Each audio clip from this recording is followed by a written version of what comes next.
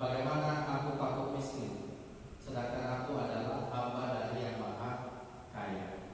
Jadi kalau misalnya kegundahan kita karena takut miskin, sesungguhnya yang menakut-nakuti kita miskin itu adalah dari setan. Allah tidak pernah menakut-nakuti kita dengan kemiskinan, tapi Allah menakut-nakuti kita dengan neraka dan memotivasi kita untuk mencari surga. Jadi mengenai urusan rezeki itu sudah dijamin Allah Subhanahu wa taala. Semua manusia, baik muslim maupun non muslim, itu dijamin rezekinya Allah Subhanahu wa taala. Yang tidak dijamin adalah apakah kita mau beramal soleh ataukah berdakwah. Itu yang tidak dijamin oleh Allah Subhanahu wa taala, karena itu adalah pilihan. Selanjutnya kita sampaikan salam wassalam kepada Nabi Muhammad SAW, suri tauladan kita yang kita berharap akan mendapatkan syafaat kelak di yaumul qiyamah.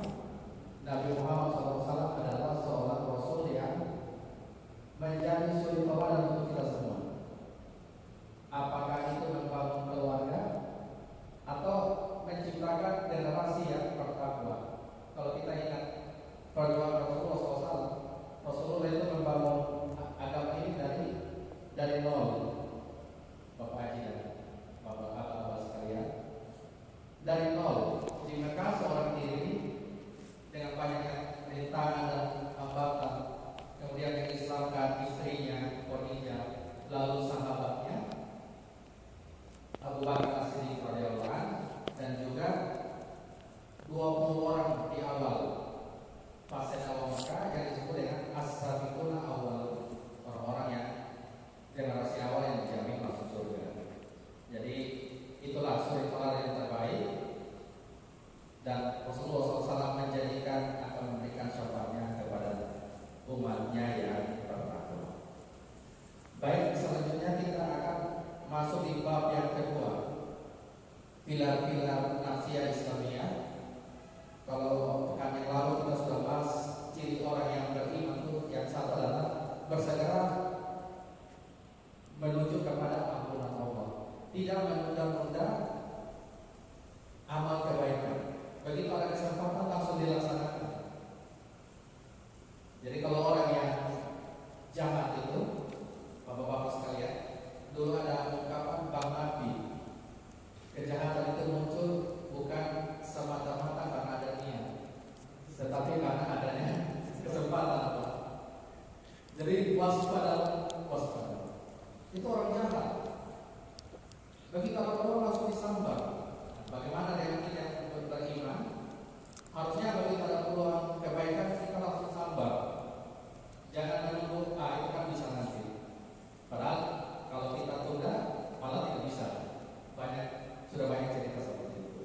Selanjutnya kita masuk ke ciri yang kedua, yaitu orang yang beriman adalah mereka senantiasa memelihara Al-Quran.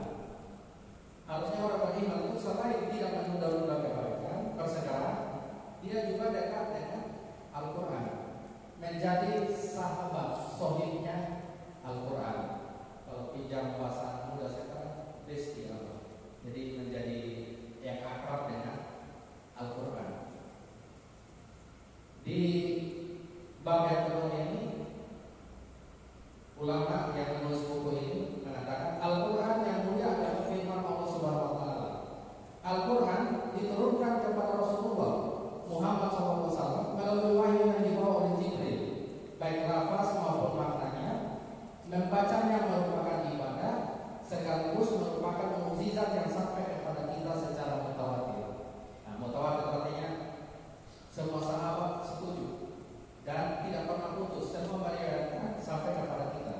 Allah Subhanahu wa taala berfirman, "La ya'tihi al-batilu min baini yadayhi wa la min khalfihi, tanzilun min hakimin hamid." Tidak datang padanya kebatilan dari sebelum dan sesudahnya, diturunkan dari Zat yang Maha Bijak dan Maha Terpuji. Quran surah Fussilat ayat 40. Jadi kalau ada orang yang mau mencari-cari kesalahan Al-Quran, alhamdulillah sampai saat ini belum ada siapa. Malah yang terjadi adalah banyak orang yang masuk Islam. Kayak profesor siapa di Inggris itu, dia baca Al-Quran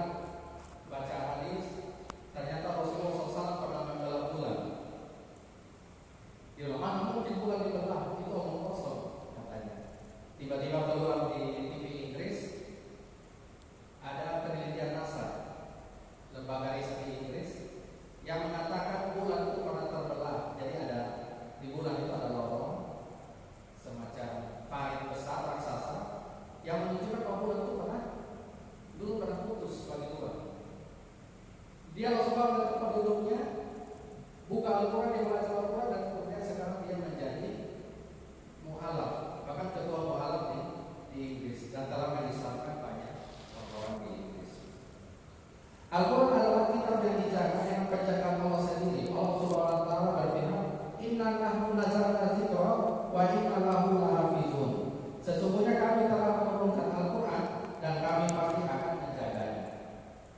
Jadi kalau kita memasukkan Al-Quran, salah satu bunyi saja, huruf kita ubah A dari U misalnya, Bapak Ibu harus tegur, wah ini salah ini, bukan begitu cara bacanya.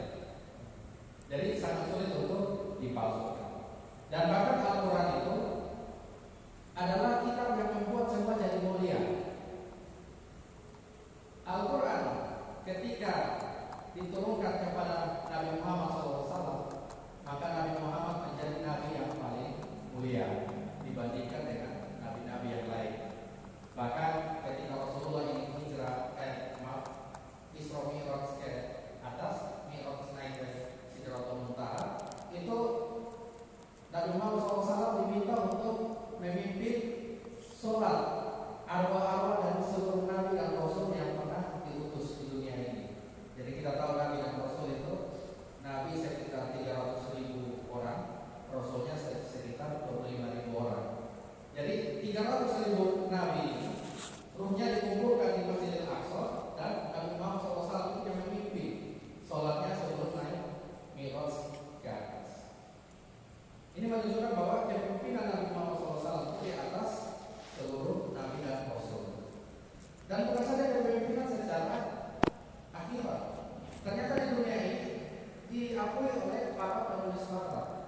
Ada penulis yang sangat terkenal namanya Michael Hart, menulis sebuah buku yang berjudul What Caused the Most Influential Man in the World for Every Age.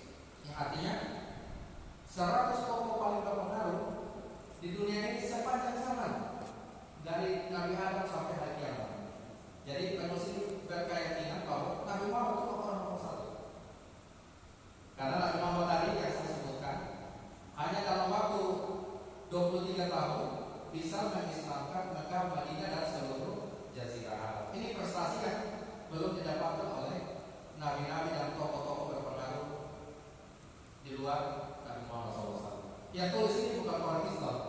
Kalau yang tulis orang Muslim, ya kita orang luar akan mengatakan wajar, kan itu nabinya. Tapi yang menulis